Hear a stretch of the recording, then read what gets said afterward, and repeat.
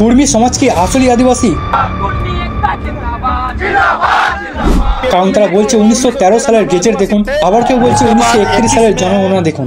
কিন্তু আপনারা কখনো ভেবেছেন এর আসল বাস্তব রূপটা কি? কেন কুর্মী সমাজের নেতারা আদিবাসী সূচি থেকে বাদ দেওয়ার দাবি জানিয়েছিল, আর আজ তারাই কেন আদিবাসী সূচিতে সামিল হতে চায়? আর এই প্রশ্নের উত্তরে পুরো ঝাড়খণ্ড সহ পশ্চিমবঙ্গের মানুষ ভাগ হয়ে আছে। চায়ের দোকান থেকে শুরু করে বিধানসভা পর্যন্ত সব জায়গায় এই টপিক নিয়ে আলোচনা হচ্ছে। কুর্মী সমাজ কি আসলে আদিবাসী? আর এই পুরো বিবাদ বিতর্কের আসল সত্যিটা কি, বিভিন্ন নথিপত্রের সাথে, ইতিহাসের সাথে, সত্যের সাথে জানবো আজকের এই ভিডিওতে।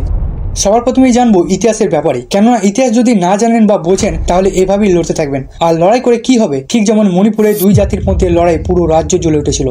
1857 সালের বিদ্রোহ যখন ভারত স্বাধীনতা লাভ করেনি। 1857 সালে প্রথম বিদ্রোহে আদিবাসী এবং কৃষক সমাজ উভয়ই অংশগ্রহণ করেছিল, কিন্তু ইংরেজরা দেখলো বন জঙ্গল এবং গ্রামে বসবাসকারী এই সম্প্রদায়টি তাদের জন্য চ্যালেঞ্জ হয়ে দাঁড়িয়েছে। তো 1871 সালে ইংরেজরা একটা অপরাধী উপজাতি আইন চালু করলো, ক্রিমিনাল ট্রাইবস অ্যাক্ট 1871। এই আইনের মধ্যে দিয়ে আদিবাসী সম্প্রদায় এবং কিছু কুর্মী সম্প্রদায়কে অপরাধী হিসাবে ঘোষণা করা হয়েছিল। ভাবুন, কোনো বাচ্চা জন্ম হতে কিভাবে অপরাধী হয়, কিন্তু এটাই আইন ছিল, যার ফলে শিক্ষা, স্বাস্থ্য, চাকরি সব ছিনিয়ে নেওয়া হয়েছিল এবং তাদের ঘৃণার চোখে দেখা হতো। আর এইভাবেই ধীরে ধীরে সময় কাটতে থাকে এবং 1894 একটা টার্নিং পয়েন্ট আসে, যেখানে প্রথম কুর্মী সদর সভা অনুষ্ঠিত হয়। উদ্দেশ্য ছিল কুর্মী সম্প্রদায়কে অপরাধী উপজাতি তালিকা থেকে বাদ দেওয়া এবং সমাজে উন্নয়ন করা। তারপর ধীরে ধীরে এই আন্দোলন বড়তে থাকে এবং 1901 সালে জনগণনা একটা পরামর্শ আসে, যদি কেউ সরকারি চাকরি এবং সম্মান চায় তাহলে কুর্মীর আগে ক্ষত্রিয় যোগ করতে হবে। এবং 1909 সালে ক্ষত্রিয় উপাধি এবং সংস্কারের দাবিতে সবার নাম পরিবর্তন করে রাখা হয় অখিল ভারতীয় কুর্মী ক্ষত্রিয় মহাসভা। মানে তারা নিজেদেরকে ক্ষত্রিয় হিসেবে প্রমাণ করতে চেয়েছিল, মানে তারা আদিবাসী হতে চায়নি।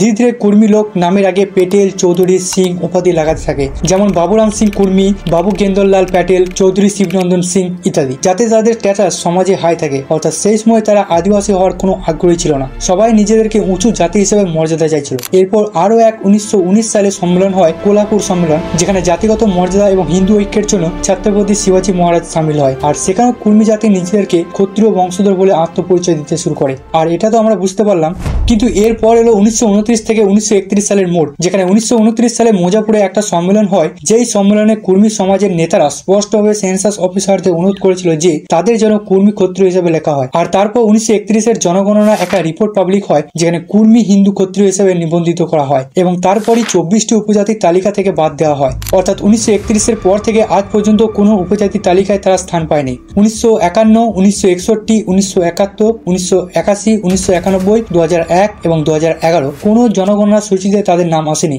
মানে আইনের চোখে কুর্মী এসটি নয়। এরপর আসে 1947 সালে, যখন আমাদের দেশ স্বাধীন হয়। তারপর 1950-এর সংবিধান পরিণত হয়, আর সেই সময় কুর্মী নেতারা কোনো আওয়াজই তোলেনি, মানে একদম চুপচাপ ছিল।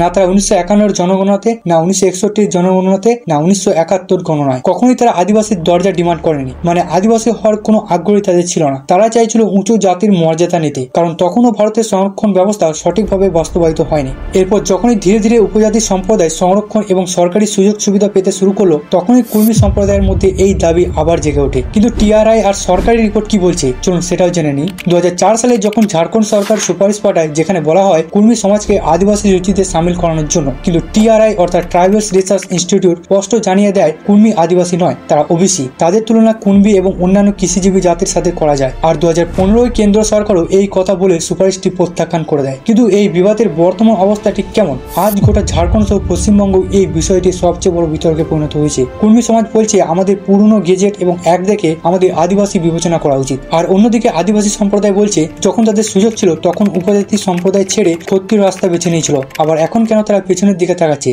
কিন্তু ইতিহাস স্পষ্ট বলছে কুর্মীদের একসময় ট্রাইবেলস এর মধ্যে গণ্য করা হতো, কিন্তু তারপর নিজেরাই ক্ষত্রিয় হিসেবে ঘোষিত হয়েছিল। 1931 সালের পর সরকারি রেকর্ডে উপজাতি তালিকা থেকে বাদ দেওয়া হয়। আর এখন কুর্মী সমাজ আন্দোলন করছে আদিবাসী স্বীকৃতির দাবিতে। তাদের দাবি ঠিক না ভুল এটা তো আইন এবং সরকারই নির্ধারণ করবে। কুর্মীরা কখনোই অস্থায়ী উপজাতি ছিল না, তাদের নিজেদেরই নেতারা তাদের ক্ষত্রিয় ঘোষণা করেছিল, আদিবাসী রীতিওয়াজ ত্যাগ করে জনগণনায় নিজেদের নাম নথিভুক্ত করেছিল। এখন শুধু 1913 সালে গেজেট ধরে আদিবাসী হওয়ার দাবি করাটা এটা একটা রাজনৈতিক খেলা বলে মনে হচ্ছে। আমরা যদি ঝাড়খণ্ড এবং পশ্চিমবঙ্গের সত্যি উন্নয়ন চাইতো তাহলে আমাদের মধ্যে জাতপাতের দ্বন্দ্ব ত্যাগ করতে হবে। আপনি একটা জিনিস ভেবে দেখুন, এই লড়াইয়ে ফায়দা কাদের, আদিবাসী না কুর্মীদের? অবশ্যই এখানে কারোরই নয়, ফায়দা তো শুধু নেতা মন্ত্রীদের, যাদের শুধু ভোট ব্যাংকটাই মাইনে রাখে। আর এই লড়াইয়ে আসল বিষয়টাই হারিয়ে গেছে, শিক্ষা, স্বাস্থ্য ও কর্মসংস্থান এবং উন্নয়ন, মানে যেই অধিকার সবার পাওয়া দরকার তার উপর কেউ কথা বলছে না। যদি কুর্মী আর আদিবাসী একসাথে মিলে লড়াই করে তাহলে সকলেই লাভবান হবে, নয়তো শুধু নেতাদেরই লাভ হবে। এই ভিডিওটি কোনো জাতি বা সম্প্রদায়ের মধ্যে পক্ষে বা বিপক্ষে নয়, আমার উদ্দেশ্য হলো আপনাকে সত্যিটা বলা, যেটা ইতিহাস, নথিপত্র,